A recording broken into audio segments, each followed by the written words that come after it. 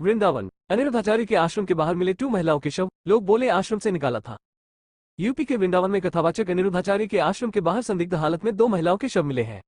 लोगों का आरोप है कि दोनों बुजुर्ग महिलाओं को अनिरुद्धाचार्य के आश्रम के बाहर निकाल दिया गया था।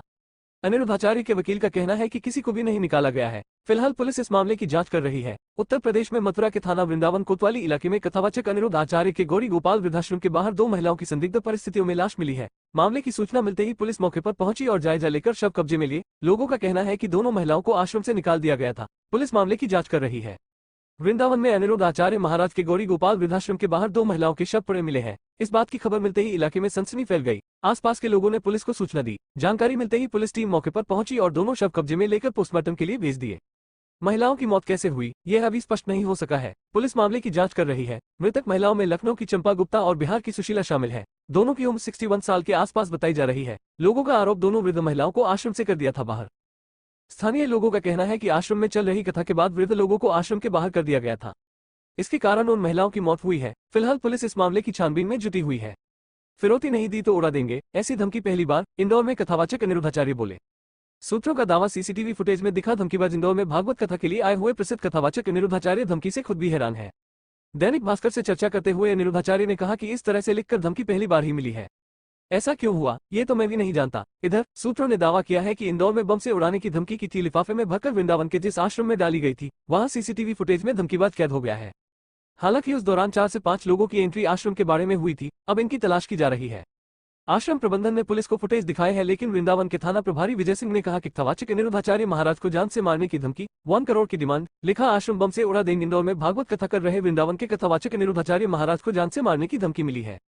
वे श्री गौरी गोपाल वृद्धाश्रम के अध्यक्ष हैं। उनके आश्रम के ऑफिस में एक धमकी भरे लेटर मिला है। इस लेटर में आश्रम को भी बम से उड़ाने की धमकी दी गई है।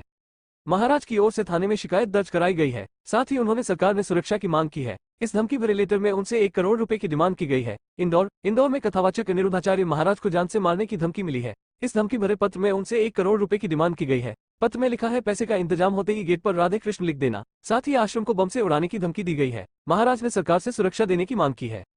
अनिरुद्धाचार्य इन दिनों इंदौर में भागवत कथा कर रहे हैं। इसी दौरान उन्हें एक पत्र मिला जिसमें बम से उड़ाने और जान से मारने की धमकी दी गई है। महाराज ने कहा, हमें नहीं मालूम कौन लोग हैं जो ऐसा कर रहे हैं। हम तो भगवान से यही प्रार्थना कर रहे हैं कि उन्हें सद्बुद्धि दे। सनातन धर्म और हिंदू राष्ट्र की बात कर रहे हैं। शायद यही बात उन्हें पसंद नहीं आई, इसलिए जान से मारने की धमकी दी जा रही है। साथ ही उनके गौरी गोपाल आश्रम को बम से उड़ाने की धमकी दी जा रही है। इस धमकी भरे लेटर में नीचे आतंकवादी संगठन लिखा है। अनिरुद्धाचार्य महाराज को मिली जान से मारने की धमकी। अनिरुद्धाचार्य महाराज ने कहा, जिस गौरी गोपाल आश्रम को बम से उड़ाने की धमकी दी जा रही है, उसमें वृद्ध माताएं रहती है। इसमें असहाय, लाचार और बेबस माताएं रहती है।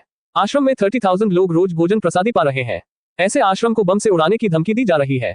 पुलिस जांच कर धमकी देने वालों पर कड़ी कार्रवाई करे। उन्होंने कहा, यदि सरकार को लगे कि मुझे सुरक्षा देना चाहिए तो मुझे सुरक्षा दे। आतंकी संगठन लिखकर 1 करोड़ रुपए की डिमांड।